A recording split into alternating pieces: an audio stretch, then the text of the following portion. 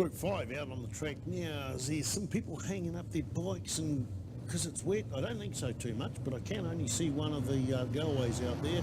215 Rod Dane Shea sort of sees the start here a bit different to everyone else. He's off the back of the grid, but I don't think Rod finished the last race. He certainly wasn't on the timing screen. He's on the big 1000cc Vincent Eagly chassis, Swiss frame Eagly, absolutely beautiful.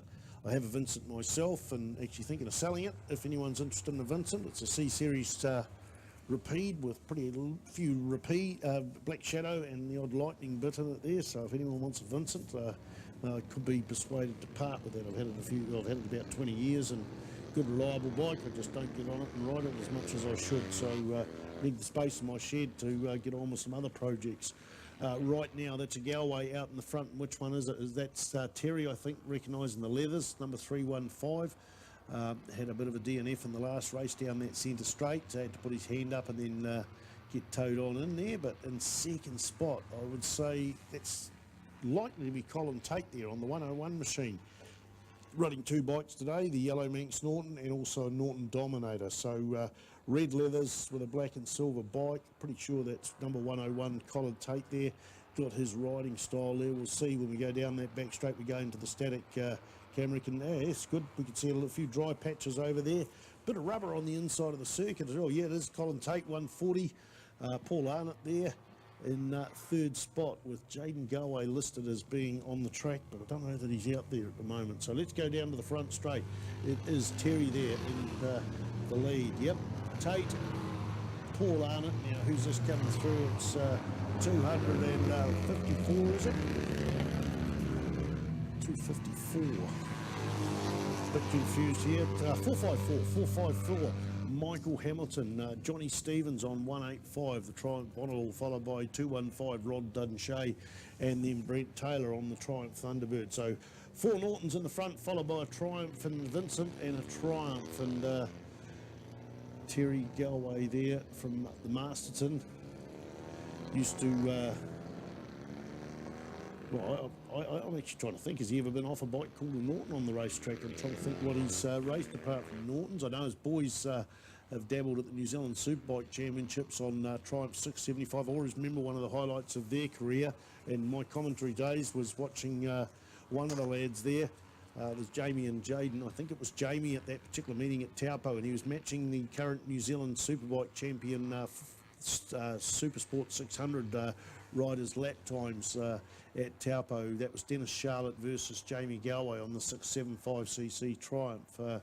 So a family that's quite keen on their motorcycle racing, and no doubt when I have a few beers wandering around the pits, hopefully I can catch up with those people tonight. So coming onto the front straight again, there's about 120 metres between first and second. Colin Tate's done 1,000 miles round here of Manfield, as indeed has Terry Galway on the 315 machine, so they know the place both intimately.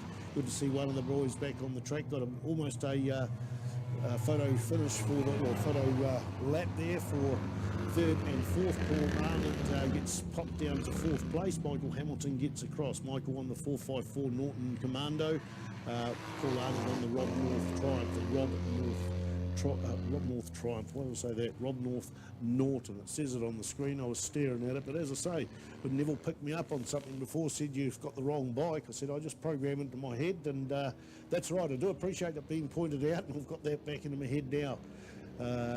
Rod Dunshay, mate, he's had this bike since I think about 1974 or so, and it's just absolutely awesome to look at. It's just such a beast of a motorcycle. Of course, doesn't carry the same sort of chassis like most of the other bikes do, where they have bars and frame rails and all that wrapping around the engine and all that sort of thing. This thing's got one big spine, as did the Vincents originally. The Vincents had a oil tank that sat on top of the motor and actually suspended the motor underneath the V-twin motor, and the headstock bolted onto that, and the swinging arm bolted through some plates on the rear of the engine, and then actually went and the shock drove up onto that oil tank. So next to nothing. Then Fritz Eagsley come out with this big, I think it's about a 4-inch tube for the backbone of the Eagly bike, and went back to normal types of forks rather than the Gr5R2, what they called them on the Vincents when they were produced, because I think Vincent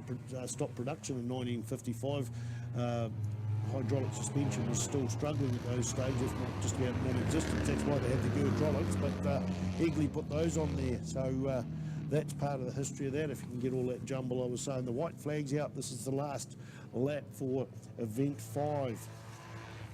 Still got, this is the 4-lap race. We've got the North-South Challenge. In fact, we've got trophies here now. This is second round of racing. This is the Open New Zealand Classic Motorcycle Racing Register Premier and Scratch Cups.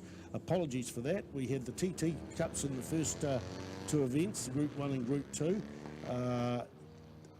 The Scratch TT Cups, and the last few have been the Scratch Cups as well. So, and then we got the Premier and Scratch Cups for Group 6 in race 20 and Group 7 in race 21.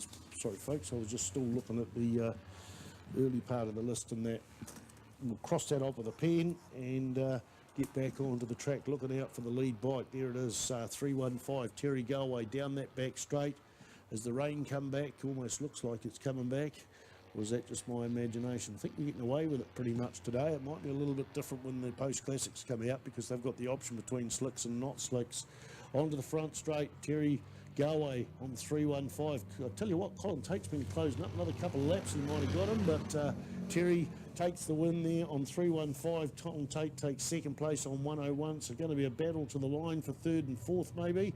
In fact, it looks to me like Paul Arnott on 140 has gone ahead of Michael Hamilton. They swapped around a couple of laps ago, but that's how it finished. 140, then 454. Then we got Rod Dunshay on 215, has gone through on the 4th lap. Johnny Stevens has, and here comes Brent Taylor, the final bike on the 219 machine. That's a Triumph Thunderbird. That's it, done and dusted. So it's going to be posties coming up shortly, folks.